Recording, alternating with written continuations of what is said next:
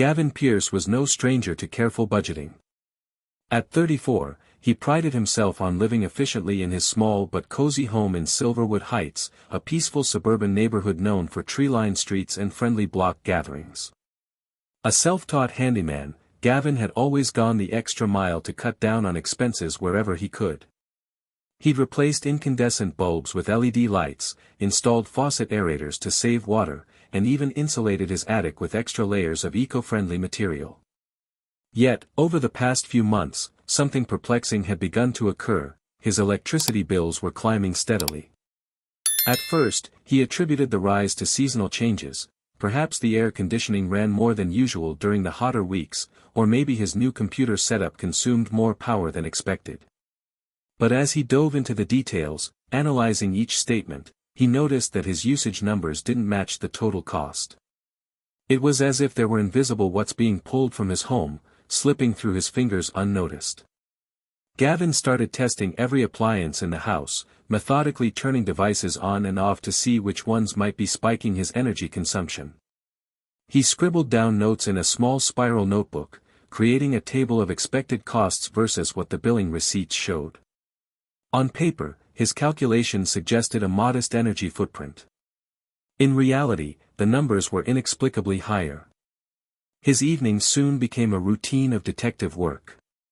Once he got home from his job at a local design firm, he'd log into the utility company's website to check daily usage charts. He'd stare at the rising bars on the screen, baffled. Why was his home drawing more power late at night when, by all accounts, he was either sleeping or away? At times, he wondered if the meter was malfunctioning. He considered calling the utility for an inspection but decided to gather more data on his own first. Gavin mentioned the situation in casual conversation with his neighbor, Mr. Delacroix, who shrugged sympathetically. "You might be overthinking," the older man suggested. "Sometimes rates just go up." Still, the explanation didn't sit right with Gavin. The increments on his bill seemed too erratic to be attributed solely to fluctuating costs. As the weeks passed, Gavin's curiosity sharpened into resolve. He couldn't ignore the gnawing feeling that something more was happening, something that lay beyond a simple rate change or a broken appliance. In the back of his mind, a wild thought floated: could someone be tapping into his power lines? It sounded far-fetched, the kind of scenario one read about in online forums or heard in a neighborly rumor, but he couldn't completely rule it out. Determined to uncover the truth, Gavin read up on methods for tracking electricity usage down to the device. He absorbed articles and watched tutorials until a clear plan emerged in his mind. His next step was to implement a more precise monitoring approach at home. If something, or someone, was siphoning power, he intended to catch it. This was his home, after all, and no unexplained spike on a bill would keep him from protecting what he'd worked so hard to maintain. In the wake of his growing suspicions, Gavin Pearce decided to take a proactive approach. He spent an entire weekend researching smart energy trackers, devices that provide real-time data on electricity consumption. After reading dozens of product reviews, he settled on a model hailed for its accuracy and user-friendly interface. Once the device arrived, Gavin wasted no time installing it in the breaker panel near his garage. Setting up the smart energy tracker took some patience. Gavin had to switch off the main power and carefully snap the monitoring clamps around the relevant circuits. While working, he discovered that these clamps could send data straight to an app on his phone, offering a minute-by-minute breakdown of his home's electricity usage.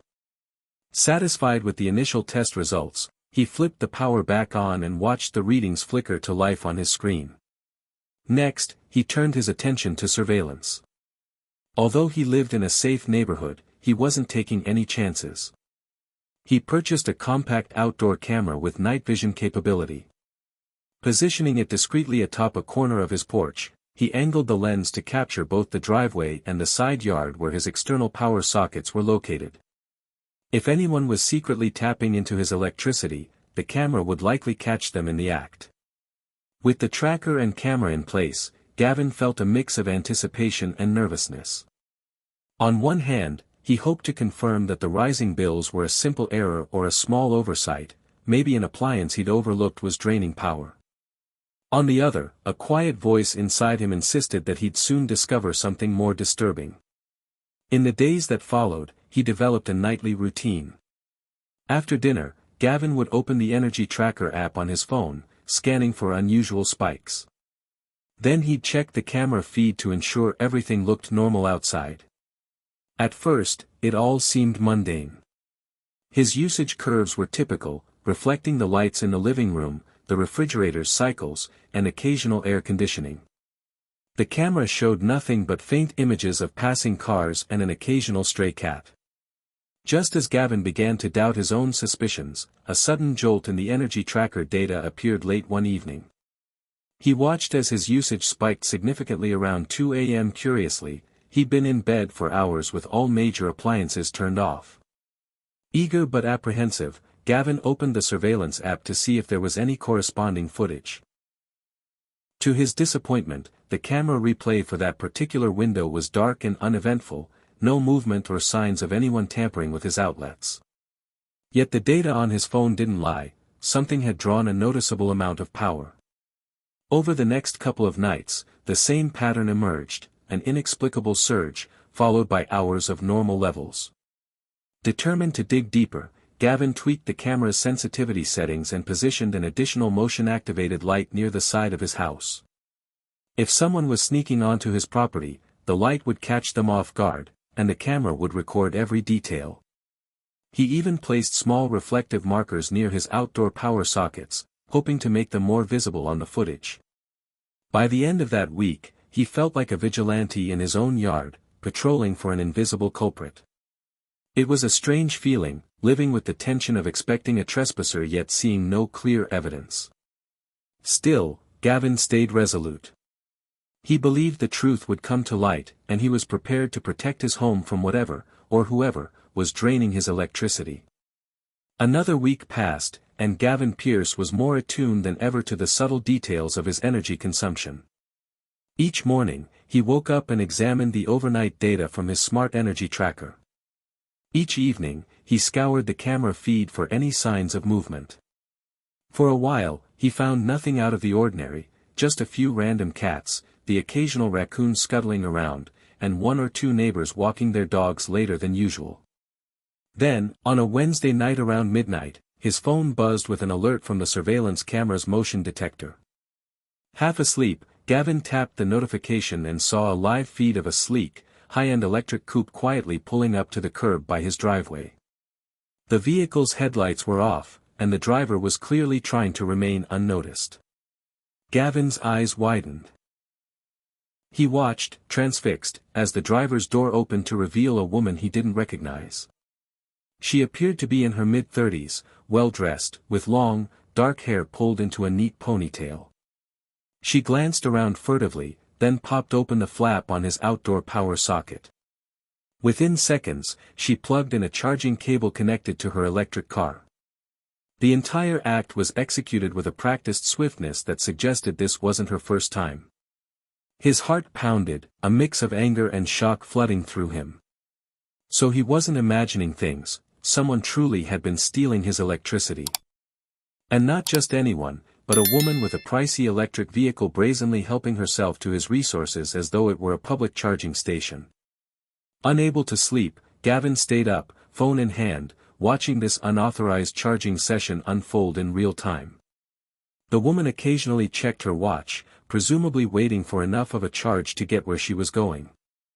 After about 40 minutes, she wrapped up her cable and drove off. The moment she was gone, Gavin opened the live feed of his energy tracker. There was the surge, plain as day, matching the exact window she'd been plugged into his outlet.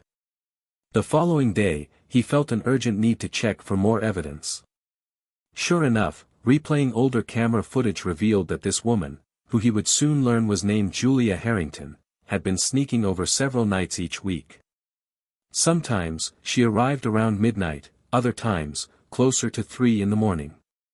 Always the same car, always the same routine of quietly tapping into his power supply. Gavin saved each clip, labeling them by date and time.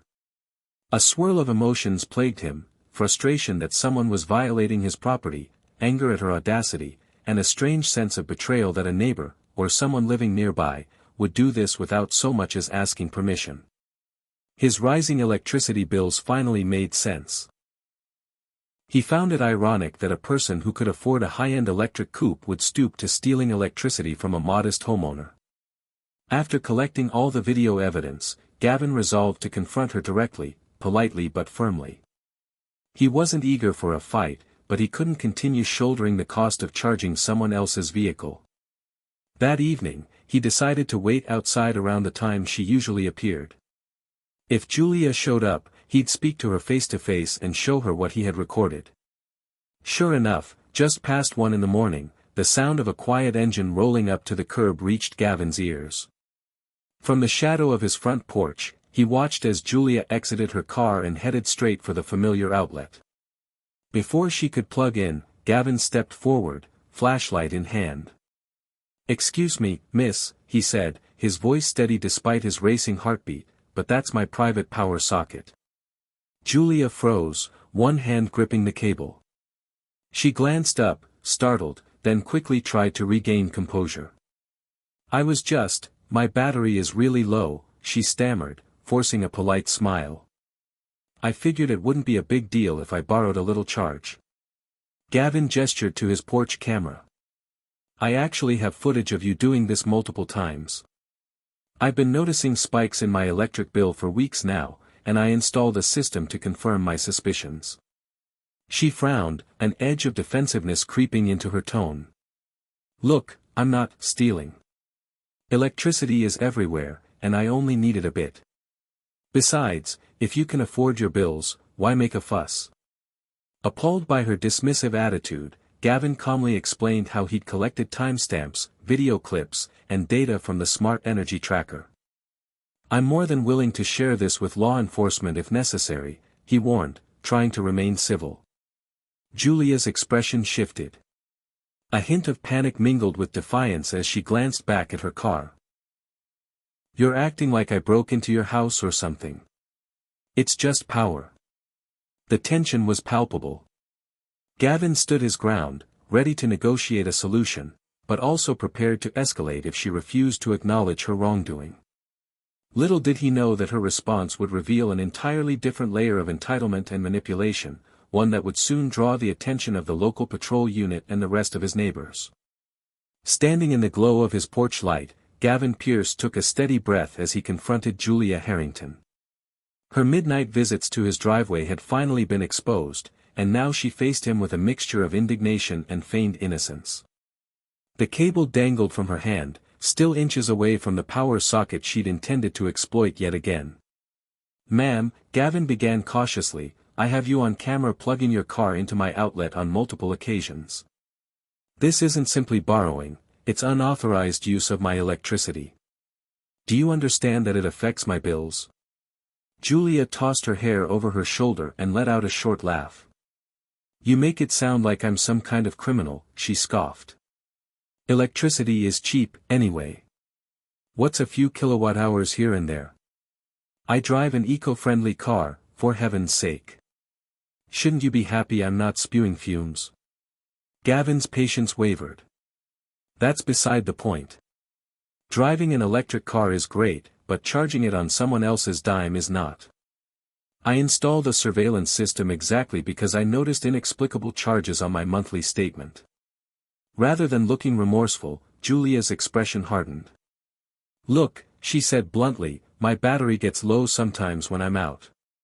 It was convenient to plug in here for a quick top-up, no big deal. You never said anything before." "I had no idea who was doing it," Gavin pointed out, crossing his arms.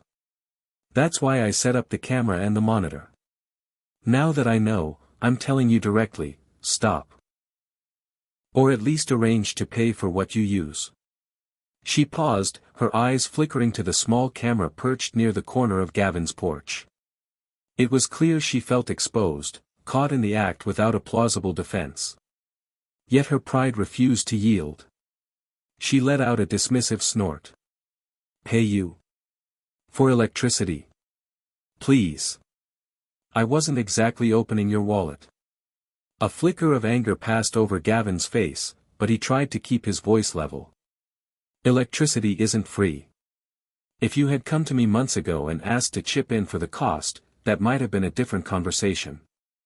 But sneaking in every night and plugging in your car, that's theft. Julia's cheeks flushed, her tone sharp. Don't label me a thief. You're acting like I broke some sacred law. I was just borrowing. And I'm sure if you do the math, it comes out to mere pocket change. Gavin reached into his pocket and pulled out his phone, tapping a few buttons to bring up his energy tracker data. I have the exact figures. Over the past 6 weeks, I've seen spikes that amount to nearly $40 in extra charges, and that's just from the nights you've plugged in. It's not about the exact amount, it's the principle. You never asked. For a moment, Julia looked uncertain, as though she might apologize. But then her gaze shifted to a passing car on the street, and she seemed to straighten her posture defensively. You're making a spectacle of this, she accused. What if I told people you were harassing me? That I felt threatened by you cornering me like this at night? The insinuation struck a nerve. Gavin inhaled slowly, appalled by her readiness to flip the narrative. I'm not harassing you, he replied. I live here. And I'm the one who caught you trespassing. Julia's voice rose. Who's to say what this will look like if the police show up? A lone woman in a driveway, feeling intimidated by an angry homeowner. You might have your little videos, but who knows how that'll play out? Gavin shook his head, bristling at her manipulative tactic. He wanted to point out that the camera footage was crystal clear, no one could mistake her as a victim forced into plugging in her car. But part of him recognized the danger in her words. A single phone call could create a complicated situation, especially if she decided to misrepresent what had happened. Before he could respond, Julia yanked her charging cable back toward her car. I suggest you step away, she said, punching something on her phone's screen. You're making me uncomfortable, and I'm calling the local patrol to report that you're threatening me. Gavin stood there in stunned silence, the nighttime air thick with tension. If she truly intended to involve the authorities, he'd have to be prepared to show all the evidence he'd gathered. His biggest worry was how the officers might react to her performance of victimhood versus his calm explanation. Heart pounding, he cleared a path for her to leave, not wanting to escalate things further. Go ahead, he said quietly. But be aware, I have timestamps and video from every time you plugged in. I'll show them everything. Julia merely shot him a contemptuous glare as she got into her electric coupe and revved it up. Within moments, she was gone, leaving Gavin standing in the beam of his porch light, adrenaline coursing through his veins. It dawned on him that this was far from over. If she followed through on her threat, the patrol unit could be on his doorstep any minute, expecting to find a different scenario than the one that actually happened. Rather than panic, Gavin decided he'd wait calmly. He checked his phone again, verifying that each incriminating clip was safely stored. As uneasy as he felt about the possibility of being confronted by officers in the dead of night, he believed the truth was on his side. If Julia thought she could play the victim card to cover up her unauthorized charging, she would soon find herself facing the irrefutable reality captured on camera. The night air hung thick with tension after Julia Harrington drove away.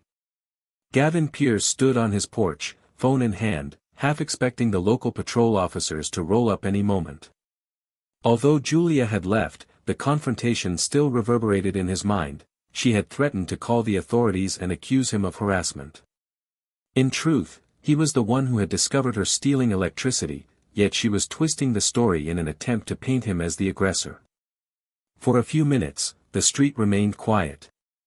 Gavin felt an odd sense of foreboding, wondering if Julia might return with the patrol unit in tow.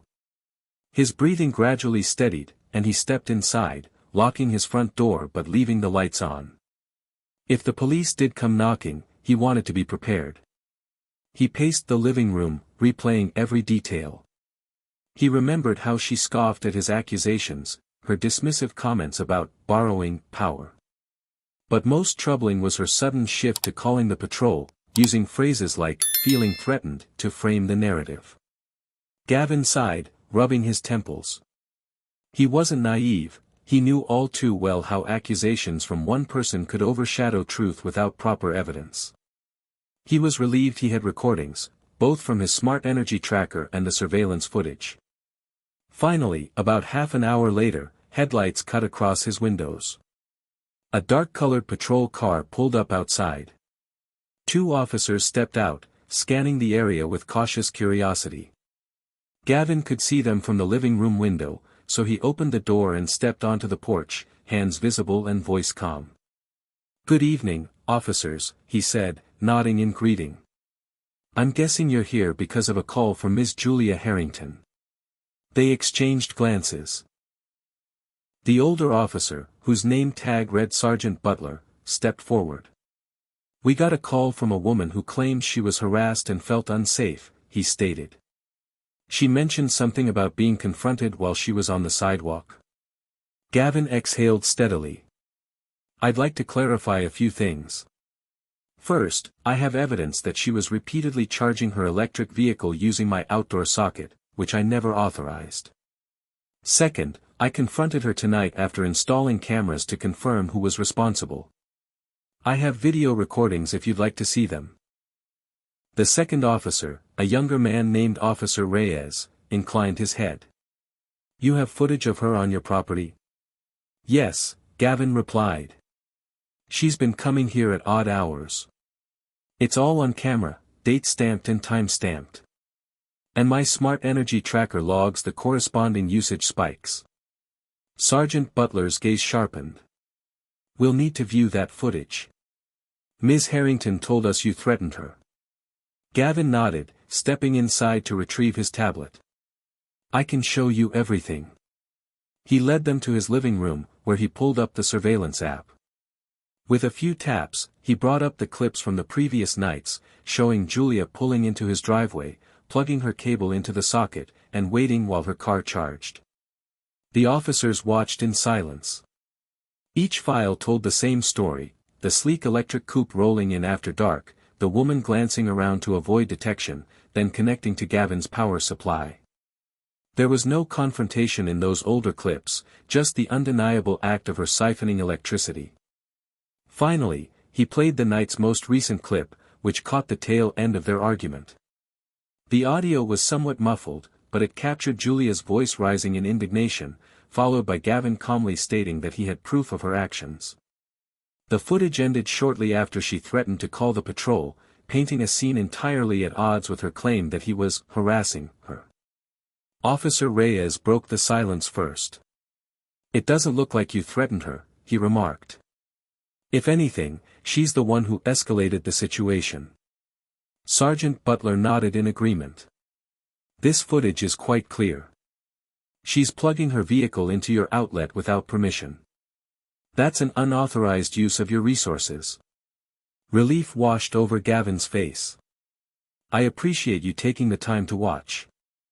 I've been careful to document everything precisely because I suspected she'd try to turn the tables." Officer Reyes jotted down a few notes. "Ms. Harrington claimed you cornered her, but the video shows she was on your property. This changes the context significantly." Sergeant Butler cleared his throat. "Since she made the call, we'll have to write up a report. But from what we see here, it appears you've been the victim of theft, electrical theft, to be exact. Do you have any interest in pressing charges?" Gavin hesitated. He had thought about it briefly. Part of him wanted to hold Julia accountable for repeatedly driving up his bills. Yet he wasn't eager to entangle himself in a drawn-out legal process if it could be avoided. "I'd like to speak to her directly about covering the costs," he said. "But if she refuses to cooperate, pressing charges might be the only option." Sergeant Butler nodded. "Understood. If Ms. Harrington returns or if there's any further harassment on her end, don't hesitate to contact us. We have a record of what you've shown us here." After giving Gavin a case number and a phone number for follow-up, the officers stepped out. Standing at his door, Gavin watched them drive away, a swirl of emotions coursing through him. He felt vindicated that his evidence had convinced the patrol of his side of the story, yet he also wondered how Julia would react once she realized her attempt to cast herself as the victim had failed. As he closed and locked the door, Gavin resolved to remain vigilant. The next steps were unclear. Would Julia apologize and offer to pay him back? Or would she escalate her efforts to avoid responsibility? Only time would tell, but one thing was certain: he wasn't going to let her continue stealing his electricity without consequence. Even with the late hour, Gavin Pierce's phone buzzed incessantly after the patrol car left. Friends and a couple of neighbors had apparently noticed the flashing lights through their windows, and a few texts trickled in asking if he was all right. He responded briefly that there had been a misunderstanding with someone, but it was now under control. He wasn't ready to broadcast the entire fiasco to the neighborhood just yet. He woke the next morning with a knot in his stomach, wondering if Julia Harrington might stage another confrontation or file a follow-up complaint. Just before noon, his anxious speculation became reality. She turned up, marching up his driveway as if she owned the place. The glare on her face told him this wouldn't be a friendly visit. "I spoke to the officers after they left here," she announced, arms crossed. "And I want you to know they treated me like a criminal because of your accusations." Gavin stepped onto his porch, resisting the urge to roll his eyes. "No one treated you like a criminal. The footage shows you using my outlet without my permission. They saw the same videos I have." Julia scoffed. "A few minutes of video and some arbitrary data from a gadget on your power line. That doesn't prove anything except that I was parked near your house." He raised an eyebrow. "Come on, Julia. You plugged your charging cable into my outdoor socket." The camera recorded the exact moment the cable was connected. "The data from my smart energy tracker lines up perfectly with your visits." Her jaw tightened, but she forged ahead. "You made me look bad. Now the entire neighborhood is whispering about me. Do you realize that I have a reputation to protect? My job involves building relationships, and rumors like these can ruin everything." Gavin shook his head, trying to remain composed. "I didn't create the rumor. I only recorded what you were doing. All I want is for you to acknowledge it and compensate me for the electricity you took." She ignored his request for reimbursement and switched tactics. "You know, it's interesting that you mention me stealing your power. I remember overhearing you once saying you're short on money. Maybe this is your way of trying to extort cash from me, making a big deal out of a few kilowatt hours." Outrage flared within Gavin. "This has never been about the money, Julia. It's about respecting boundaries. If you'd asked politely to pay for charging once or twice, I might have agreed. But you sneaked around at night, more than once, hoping I wouldn't find out." Her posture became defensive. "I never sneaked," she snapped. "I just assumed an unused outlet wouldn't matter. You could have confronted me the first time. But you waited, probably to gather evidence and dramatize it." Gavin let out a slow breath, reminding himself to stay calm. "The fact remains, you only agreed to talk now because you were caught. You even called the patrol, claiming you felt threatened, as if I was the villain here." She threw her hands up. "I did feel threatened. It's dark, I'm alone, and you come out of nowhere, shining a light in my face." He recalled that moment clearly. He'd been standing on his own porch, shining a small flashlight at the ground to avoid startling her. Still, he knew how the scene could be twisted. "Julia, you were on my property. I have every right to check why someone is plugging into my power at 1 in the morning." For a moment, silence fell between them. Cars passed by on the street, and the wind rustled through a neighbor's oak tree. Julia glanced around, possibly aware of how they looked to anyone watching. Her earlier bravado wavered. "What are you expecting from me?" she finally asked, her voice tinged with both resentment and uncertainty. Gavin took a measured step forward, but still maintained a polite distance. "First, an admission that what you did was wrong. And second, I want reimbursement for the electricity you used. It's not a huge sum, but it's the principle. After that, we can both move on." She narrowed her eyes. And if I refuse? He shrugged calmly. Then I consider taking legal steps. The officers have the case on file, and they've seen the evidence. I don't want to escalate, but I won't let you keep trampling on my property rights. Julia clutched her purse, looking torn. You're really not going to let this go, are you? I'm not, Gavin said softly, because I shouldn't have to. A tense pause followed, then she exhaled sharply. Fine. I'll think about what compensation makes sense. But don't expect me to grovel. And don't think this means I admit to theft. I still believe you're making a mountain out of a molehill. With that, she turned on her heel and walked away, leaving Gavin on the porch. Although no promises had been made, he felt a faint stirring of relief. At least she seemed to realize the seriousness of the situation now. He wondered whether she'd come to her senses and settle the matter peacefully or continue painting herself as the aggrieved party. Either way, Gavin was resolute. The evidence he had gathered would protect him, and he was confident the truth would hold up if she pulled any more stunts. The neighborhood might gossip and speculate, but one fact remained unshakable: Julia had been caught red-handed, and no amount of feigned victimhood could erase the footage that proved it. A few days later, Gavin Pierce was sorting through some older camera files, making sure he had everything archived in one place, when he stumbled upon something even more disturbing than the theft itself. As he replayed a clip from 2 weeks back, one he'd initially skimmed without audio, he realized Julia Harrington had muttered comments under her breath that he hadn't caught before. When he turned the volume up, her words became chillingly clear. While hooking up her charging cable that night, Julia had glanced around, hissing complaints about Gavin.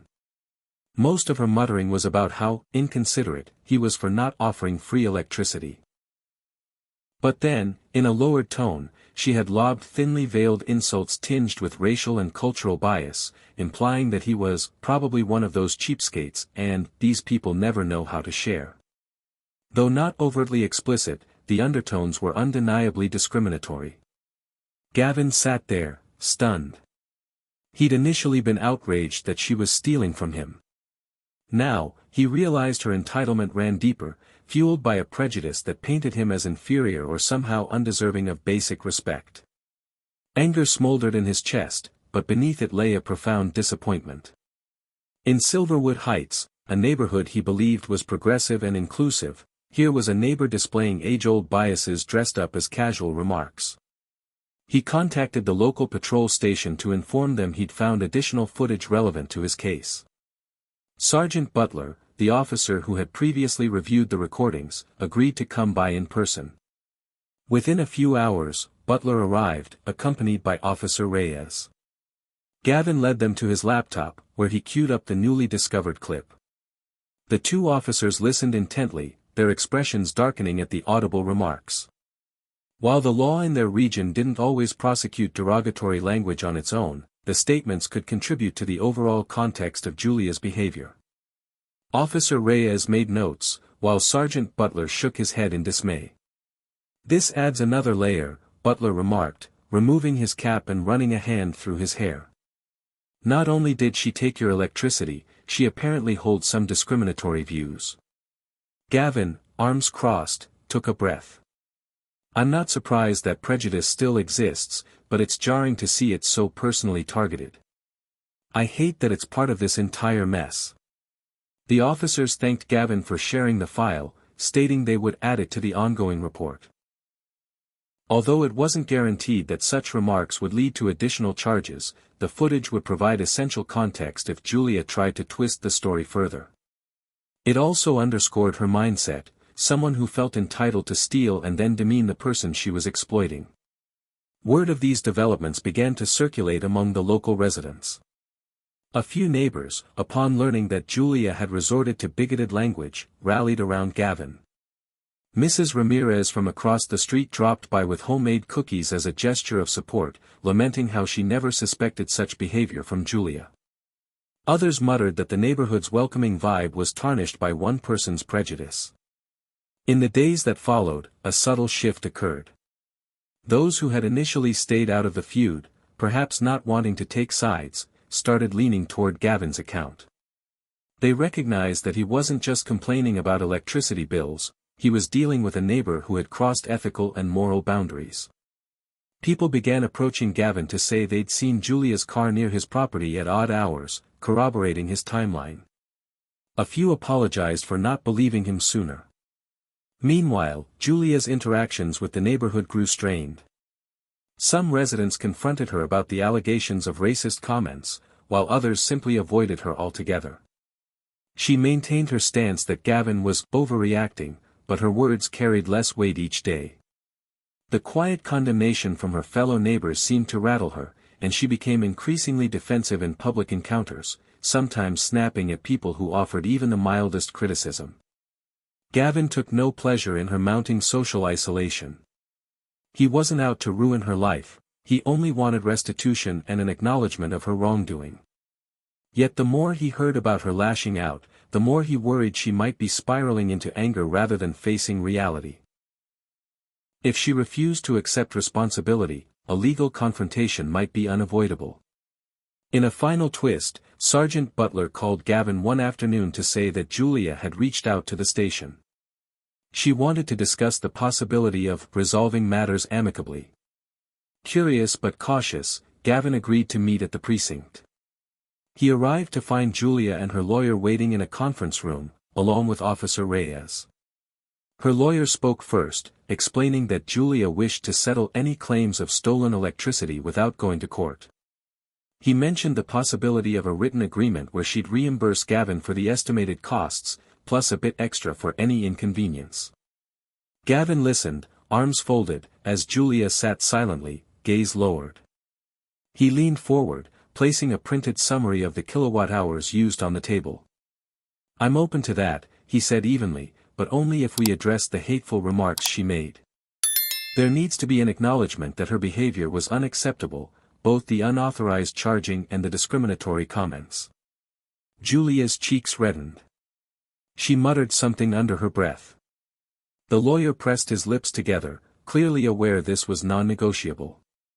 "We can prepare a statement indicating Ms. Harrington regrets any misunderstanding or offense caused," he offered diplomatically. Gavin's eyes flickered to Julia's face. Her expression was stony, but she nodded almost imperceptibly. It wasn't exactly a heartfelt apology, yet it was a step toward closure. They ironed out the numbers, an amount that would cover the stolen power and a modest gesture for the trouble. The lawyer typed up a draft document, and both parties reviewed it under the watchful eye of Officer Reyes. As he added his signature, Gavin felt a weight lift, though it wasn't the triumphant satisfaction one might expect. He simply felt relieved that the situation would no longer hang over his day-to-day life. Whether Julia truly changed her mindset was another matter entirely, but at least her theft and offensive remarks wouldn't continue unchecked. Once the settlement with Julia Harrington was drafted, Gavin Pierce expected the tension to gradually fade. However, news travels quickly in Silverwood Heights, and neighbors who had been following the drama wanted updates. Some approached Gavin directly to ask how he was doing, while others merely whispered among themselves at the local coffee shop or on social media groups. One evening, as Gavin worked on a small landscaping project in his front yard, a handful of neighbors wandered over. Among them was Mrs. Ramirez, who had shown him kindness earlier with her cookie delivery. There was also Mr. Delacroix, the older gentleman who'd previously dismissed Gavin's concerns about high electricity bills. He now admitted he regretted not taking Gavin seriously.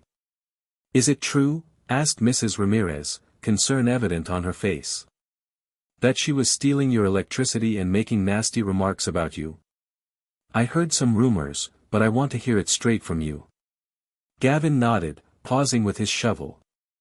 He explained, in broad strokes, that Julia had indeed been using his power socket without permission and that he had video evidence to prove it. He also acknowledged the recordings of her discriminatory remarks, which had proven to be a tipping point for many.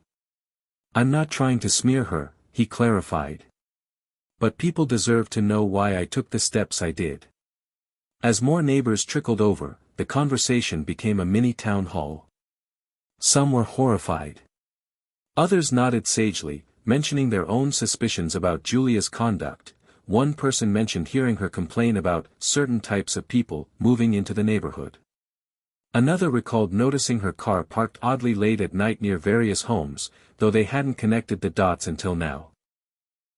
"I just don't get it," said a woman named Felicia, who lived 2 doors down from Gavin. "Why would someone with a high-end electric coupe need to mooch off another resident's electricity? She can't be strapped for cash if she bought a car like that." Gavin shrugged. "Entitlement, maybe. She might think my outlet is fair game. Or she believes she can do what she wants without consequences." Mr. Delacroix sighed heavily. "I feel partially responsible. When Gavin first mentioned his bills skyrocketing, I brushed him off. If I'd just paid closer attention, maybe Julia wouldn't have gotten away with it for so long." Gavin gave a small smile of reassurance. "It's not your fault. I didn't even know who it was until I set up the camera. But I do appreciate everyone supporting me now." Just then, a figure appeared across the street, Julia herself. She stood on her front lawn, arms folded tightly, observing the small crowd gathered around Gavin. Even from a distance, the tension was palpable.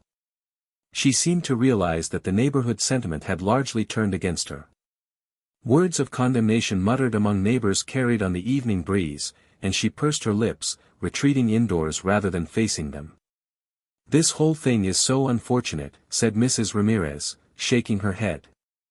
"I hate to see conflict in our community, but she brought it on herself."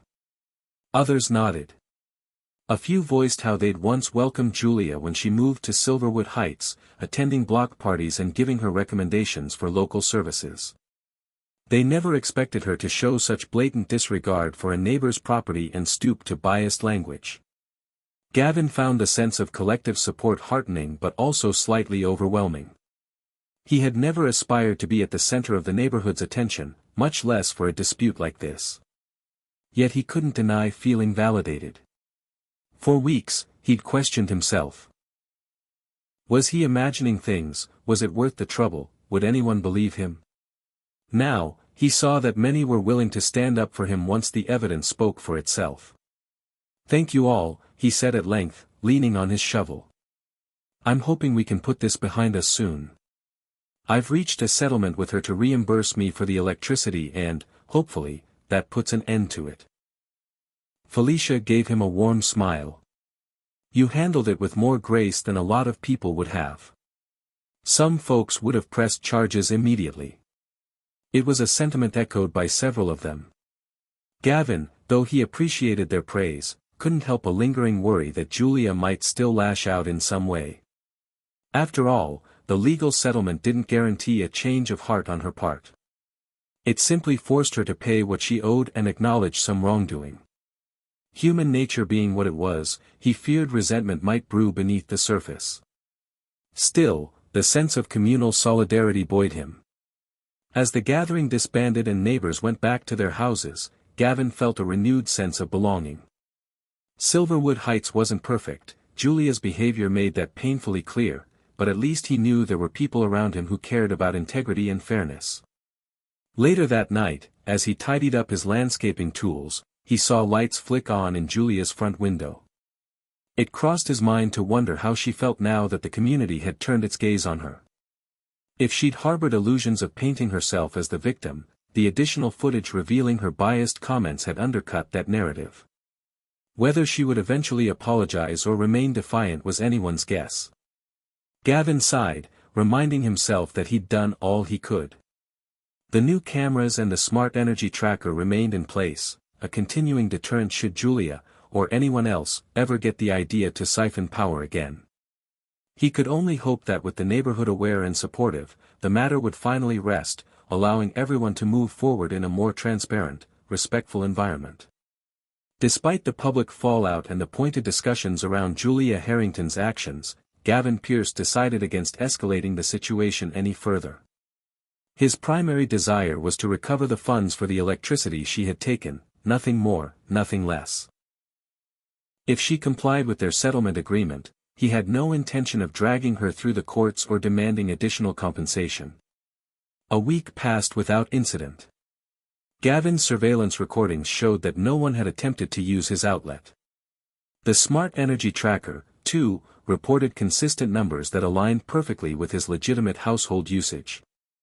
It seemed that, for the time being, Julia had ceased her late-night visits. Meanwhile, a few neighbors quietly expressed surprise at Gavin's decision not to file a formal complaint. Some believed that pressing charges might deter any future acts of property tampering, not just from Julia but from anyone else who might get a similar idea. But Gavin held firm to his philosophy. He didn't want to turn a neighborhood dispute into a legal circus if he could help it. He mentioned to close friends how his motives went beyond personal convenience. Part of him wanted to show that conflict could be resolved without making everything about retribution. Julia's behavior had been unethical and inexcusable, yet he believed she could still learn from the experience if she recognized the seriousness of her actions. That said, Gavin wasn't naive. He'd already armed himself with evidence if she ever tried something similar again. The settlement agreement included a clause that allowed him to revisit legal options if the theft resumed or if any other form of harassment occurred. Thus, even though he chose a path of leniency, he maintained the means to protect himself, should her behavior escalate. A quiet relief settled over his home. The doorbell no longer rang with unexpected nighttime visitors. His power bills quickly dropped to the levels he'd expected all along, providing an everyday reminder of how much he'd been losing before. Neighbors gradually stopped talking about the stolen electricity scandal, although the memory lingered. The moral of the tale stuck with them. Even a seemingly harmless act of borrowing can spiral into something far more serious, especially when laced with prejudice and deceit. For Gavin, life returned to its usual pace, fixing things around the house, working on design projects, and nurturing the friendships he'd built in Silverwood Heights. Late one afternoon, as he relaxed on his front porch with a cup of iced tea, he felt a weight lifted from his shoulders. The ordeal had tested his patience and sense of fairness, but it had also shown him the strength of his convictions. He hoped Julia had taken something valuable from this, too, an understanding that respect for others' property and dignity wasn't optional. Only time would reveal whether she'd truly changed. Until then, Gavin remained resolute in his choice. He'd won back his peace of mind without stooping to vengeance, and that, he decided, was victory enough. In the days leading up to her final settlement payment, Julia Harrington made few appearances in the neighborhood. When she did emerge, she kept her head down, avoiding eye contact with the locals who had once been more than willing to greet her. The tension that once simmered on street corners had dissolved, replaced by a quiet acknowledgement that she had faced consequences for her actions. One early morning, Gavin Pierce opened his mailbox to find an envelope marked with Julia's name. Inside was a check covering the remaining balance they had agreed upon. There was no accompanying note, no apology, no message of reconciliation, just the bare minimum that fulfilled her part of the settlement. Gavin stared at the check for a moment, feeling a pang of regret that it had all come to this. Nonetheless, he deposited it promptly, relieved that the situation was one step closer to closure. Word spread quickly around Silverwood Heights that Julia had settled her debt. A handful of neighbors approached Gavin over the next few days to commend him on how he had handled everything. Some praised his calm demeanor and refusal to escalate, others said they admired his willingness to forgive the offense without pressing charges. His composure, they insisted, had helped the community see the truth more clearly. During a brief run-in with Mrs. Ramirez at the local grocery store, Gavin found himself smiling at her enthusiastic praise. Not many people would have stayed so level-headed, she told him, packing apples into a paper bag. We're proud to have a neighbor like you, someone who doesn't let injustice slide but also doesn't let anger take over. Gavin thanked her, a bit bashful at the spotlight. He was grateful the neighborhood recognized his intentions. He hadn't sought to embarrass Julia, only to protect his rights and be reimbursed for what she had taken. That she ended up humiliated was a byproduct of her own choices, not any malicious desire on his part. In the weeks that followed, a subtle shift took hold. People in Silverwood Heights became more open about discussing boundaries and community etiquette. Some neighbors installed more outdoor lighting or security features, spurred by Gavin's example. Block parties continued as usual, but with a renewed sense of unity. If disputes arose, residents seemed more inclined to address them openly rather than let them fester in secrecy. As for Julia, she appeared increasingly withdrawn. On rare occasions, Gavin glimpsed her high-end electric coupe pulling in or out of her garage. She never lingered in the driveway or engaged in friendly small talk. Perhaps time would soften her resentments, but for now, the gulf between her and the rest of the neighborhood remained. Gavin, sitting on his porch one evening with a gentle breeze ruffling his hair, reflected on how swiftly life could change when one person's poor judgment collided with another's sense of justice. He'd been pulled into a conflict he never asked for, yet emerged with his integrity intact. The stolen electricity was a minor loss in the grand scheme of things. The triumph lay in standing up for himself without losing sight of his own values.